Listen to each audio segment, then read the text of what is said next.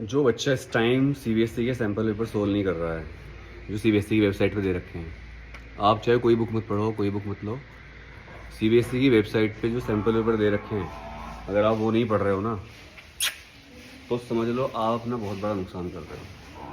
अगर इस वक्त भी आप सैम्पल पेपर सोल्व नहीं करोगे तो आपको इसका परिणाम अच्छा नहीं मिलेगा, क्योंकि सीबीएसई के जो सैम्पल पेपर होते हैं वही आपके काम आते हैं। राम राम भाई प्रशांत, बढ़िया जी।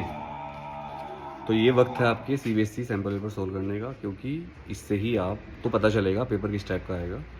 हालांकि जो सैम्पल पेपर आएंगे दे रखे हैं उससे थोड़ा हार्ड पेपर आएंगे इस साल, और 10वीं वालों के लिए तो और ही मुश्किल है, क्योंकि 10वीं वालों के पेपर 2 बार होंगे। तो एक तरह से 10वीं वालों जो बच्चे इस साल 10वीं का एग्ज़ाम दे रहे हैं बहुत अनलक्की हैं, क्योंकि इस सालों फंस गए। मई तक चलते रहोगे गर्मियों में, बहुत गर्मी पड़ेगी 2026 में। तो अभी से प्रैक्टिस शुरू कर दो ताकि आपकी गर्मी कम लगे।